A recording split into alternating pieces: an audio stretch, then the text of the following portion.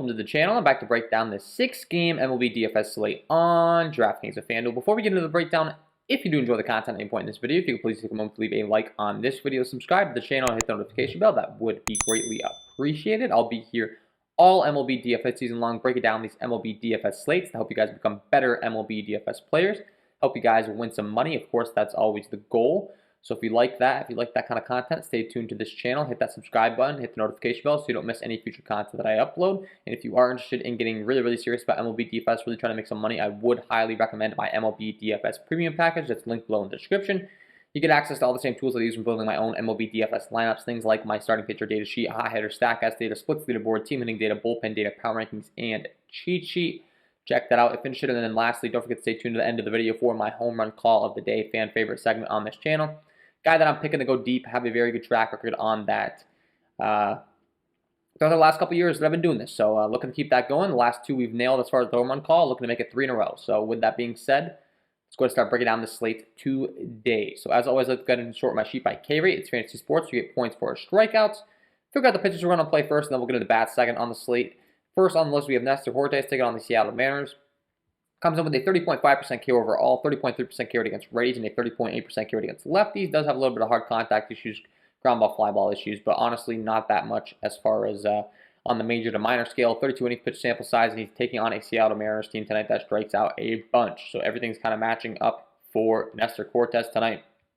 They only have a 3.83 implied run total. He's a 214 favorite. He's 5-5 on FanDuel. Over on DraftKings, they have him priced at all the way up to 7-9. So now this is where things, Cortes has been limited to right around 80 pitches when he has been starting. So that's kind of all that we can hope for right now at the max. And so with that being said, at 7-9 on DraftKings, it's kind of hard for me to click that button, but at 5-5 on FanDuel, I think that's very interesting. He's the minimum salary. He's got a bunch of K upside on FanDuel. Those strikeouts are really important. And if it's a slate where we really want to fit in some expensive bats, which I think this one may be, he's going to really open up some room for us to really get those maximum priced bats. So like that over on FanDuel. Sonny Gray taking on the Pittsburgh Pirates is really going to be the top option on the slate. He comes with a 29% K overall, 25% K rate against righties, and a 33.1% K rate against lefties.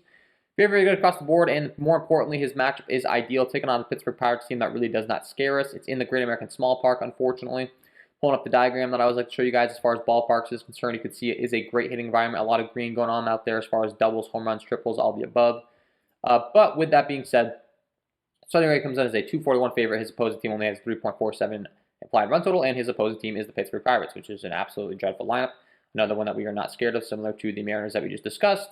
And Sonny Gray's pitch count is going to be much higher, unlimited, so to speak. So as far as starting pitching aspect, he can get up there to 100 pitches. So he's definitely top option on the slate. We have Tristan McKenzie taking on the Toronto Blue Jays. Has a bunch of raw talent. The problem is he's taking on the Toronto Blue Jays. His 28.5% K overall, 30.7% K rate against righties, and a 26.4% K rate against lefties. But the hard contact issues have been dreadful. 435 slugging up to righties, a 409 slugging to lefties. Honestly, high upside, high risk option when it takes on this Toronto Blue Jays team. They have a 5.49 implied run total. This team is just absolutely loaded. They had the addition of Corey Dickerson, which may not seem like the biggest name in the world, but the fact that he's in the 6th spot for this team, the lineup's just absolutely disgusting. They're going to be a hard to lineup to be playing pitchers against. If you want to play him at low ownership, he does have very high K numbers, so maybe that could pay off for you, but not exactly the most interesting. I'd much rather go to a guy like Touki Toussaint taking on the St. Louis Cardinals in a much better ballpark in a much better matchup. 28.2% K overall, 13.7 swinging strike rate. Ground ball, fly ball stuff's really good. He has a 31% K rate against righties. The slugging has been a little bit bad, 24.1% K rate against lefties, but the slugging gets a lot better. So strikes out righties a lot more, also tends to give up a lot more hard contact, however, so something's got to give here because he is in a very right-handed heavy matchup taking on the St. Louis Cardinals squad tonight. But as mentioned, in St. Louis, I love the ballpark for pitchers. I love targeting pitchers in this ballpark. It really doesn't scare me as far as a hitting environment, so for that reason, I think that Touki Toussaint could definitely go out there and maybe get the job done, maybe get away with some of those deep fly balls that he typically wouldn't get away with in Atlanta.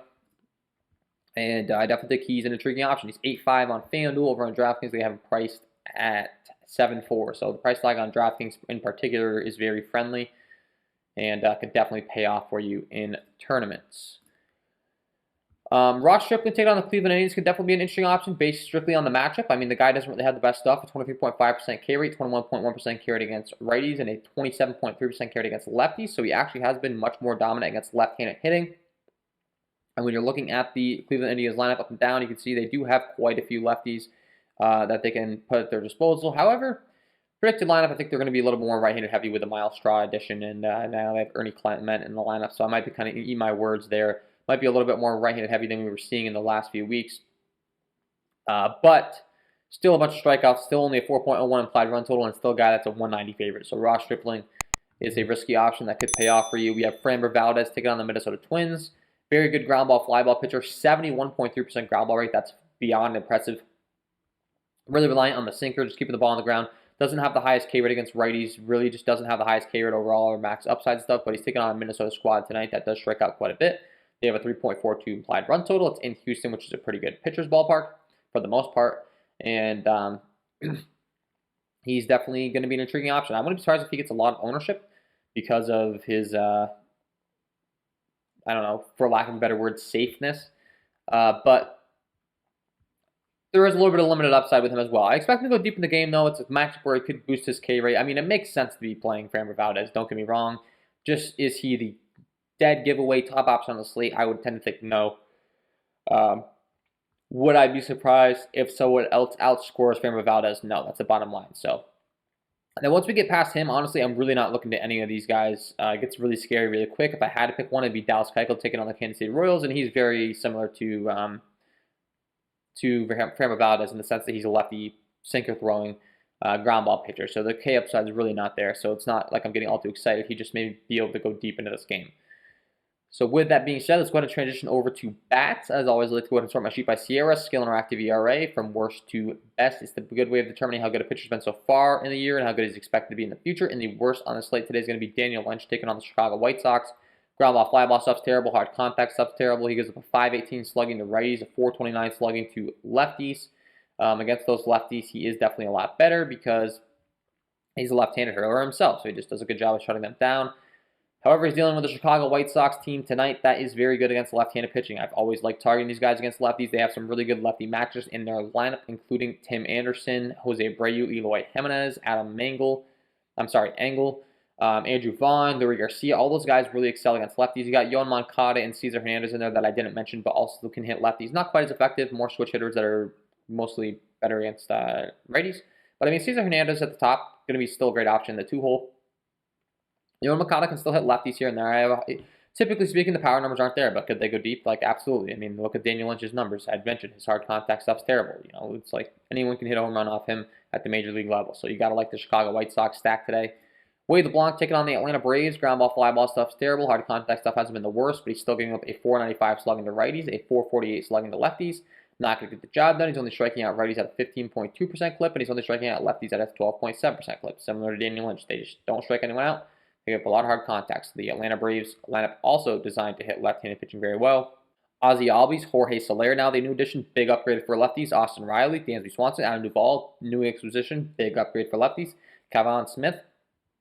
You got to like the Atlanta Braves stack. Only downside is, of course, the ballpark. We had mentioned St. Louis, not the best ballpark, but overall, they're in a great spot as well. Griffin Jack sticking on the Houston Astros. Going to be a tremendous spot for the Houston Astros tonight. Ground ball, fly ball stuff's terrible. 6.35 slugging up to righties against lefties. He actually has been pretty effective. A 2.63 slugging given up has been a lot better over a 26 inning pitch sample size, but the kid just really hasn't been good, especially against righties, and the Minnesota bullpen is terrible. So this is an opportunity for this Houston Astros lineup to just absolutely go off. They have a 5.58 implied run total. Jose Altuve, Michael Brantley, Yulieski Gurriel, Jordan Alvarez, Carlos Correa, Kyle Tucker, Alvaro Diaz, Robo Garcia, Martin Maldonado. I'd be willing to play them 1 through 9. Of course, as you get more towards the bottom of the order, and guys like Garcia and Maldonado, not quite as good of hitters. Maldonado specifically, but with this guy's numbers, once again, anyone can go deep in the league. And I mean, 6.35 slugging up to righties with the ground ball and fly ball stuff. Like, would I be surprised if Martin Maldonado actually hit a home run tonight? No, because this is, if there were ever a spot that he could do it, this would be the one. So, you know, don't just say this guy's been terrible and don't play him because there are exceptions to that rule. Will Crow taking on the Cincinnati Reds, another guy we can target here. We got some good guys to target on the slate today. Ground ball, fly ball stuff is not good. A 5.57 slugging given up to righties, a 3.95 slugging given up to lefties. Not going to get the job done. Has just been terrible. The Pittsburgh Pirates bullpen has not been good either. The Cincinnati Reds also have a high implied run total. It's in the Great American Small Park.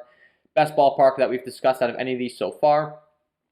And, They have a loaded lineup. Jonathan India, Jesse Winker, Kyle Farmer, Joey Votto, Tyler Naquin, Eugenio Suarez.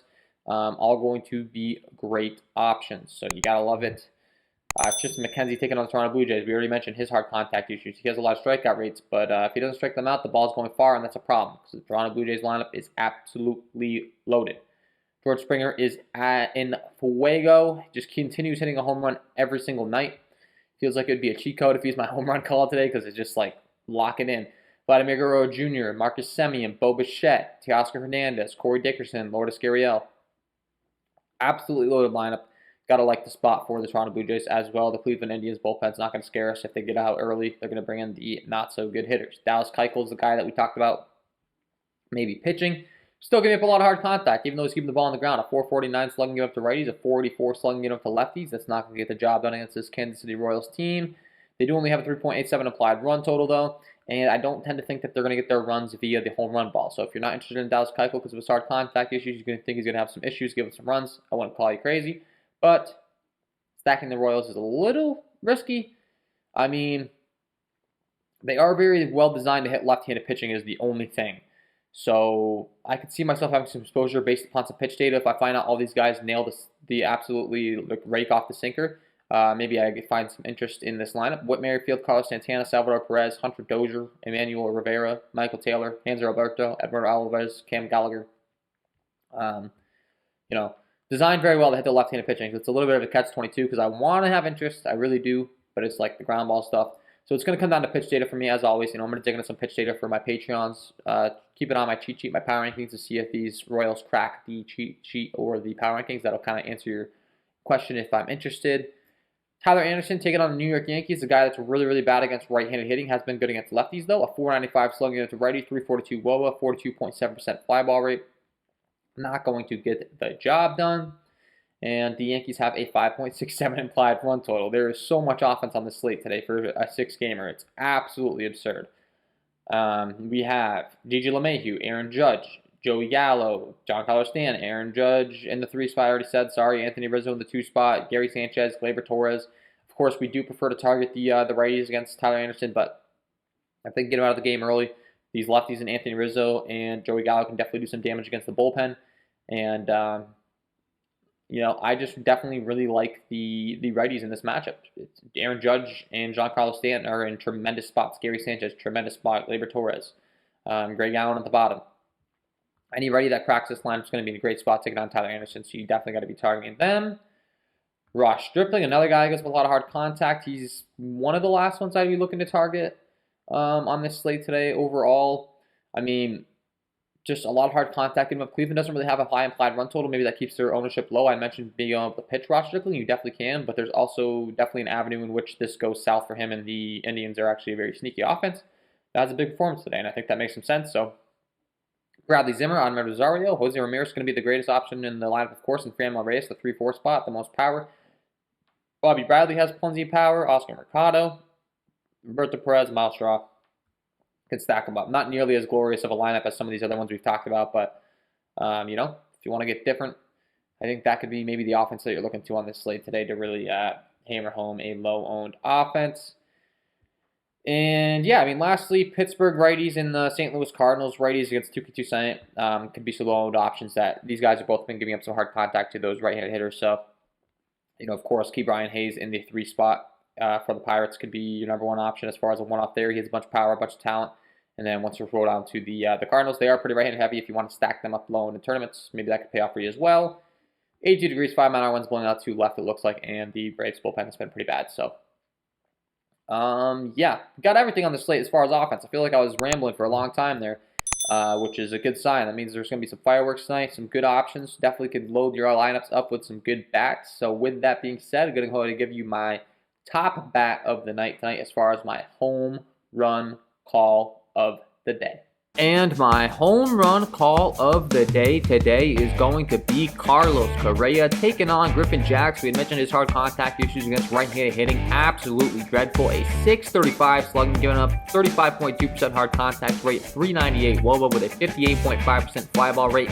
not going to get the job done. This game's be playing in Houston. I love targeting that short left field porch. Those righties love to pull the ball down that line. Carlos Correa, very familiar with it. And when you're breaking down the repertoire that Jack is relying on average, he'll go to the fastball about 42.6% of the time against right-handed hitting. Looking at about a 91 to 92 mile an hour fastball, and Carlos Correa crushes that pitch. And 867 ISO with a 711 WOBA. Absolutely ridiculous numbers. And then as far as the secondary pitch, you'll go to the curveball about 27% of the time, the slider 20% of the time. As far as the curveball, Correa crushes that pitch as well.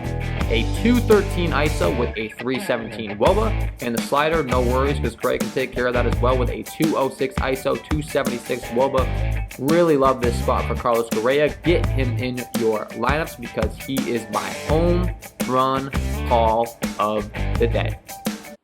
So there you have it, guys. Carlos Correa, get him in your lineups. And that is all from me in this one. If you did enjoy the content, if you could please take a moment to leave a like on this video, subscribe to the channel, hit the notification bell so you don't miss any future content that I upload. That would be greatly appreciated on the road to 1,000 subscribers. So thank you for all the support so far. Wish you guys all the best of luck tonight, and we will see you in the next one.